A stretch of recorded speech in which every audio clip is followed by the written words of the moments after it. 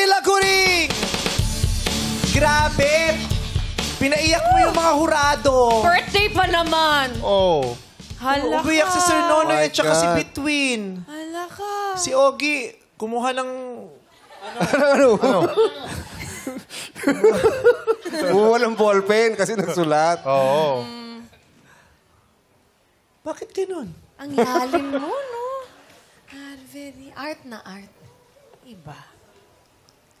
Tubigat lang, miss. Di pwede pa. Hindi ka pa pinanganak nung sumigat yung Oo. kantang yan.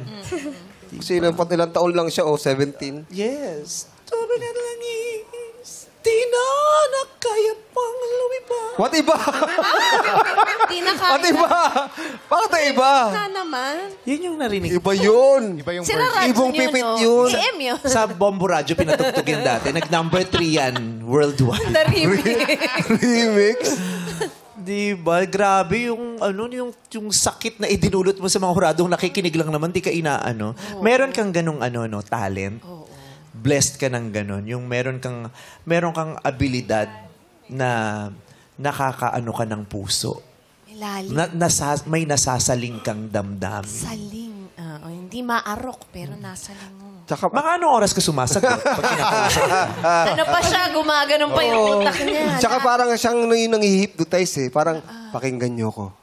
Kakanta ko. Tahimik lahat kanina. Ganon din naman si Charis, di ba? Oh. Balang nga.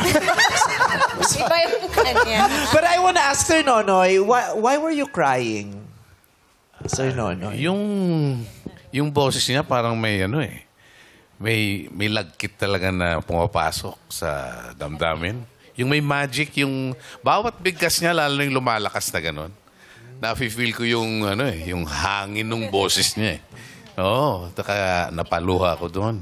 Pag hangin ng boses ni Lassie yung May magic din. Ay, iba yung lagkit din nun. Iba yung boses mo.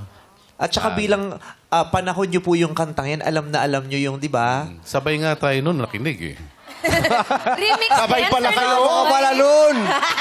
Kasama ka pala nun. Sabay pala kayo, mami. Pinilit kong ilihim ang mga pangyayari yan sa buhay natin. Pero oras na para ilabas natin kung anong meron tayo noon. Oo, Nonoy. Nonoy. Meme! Alam mo ba?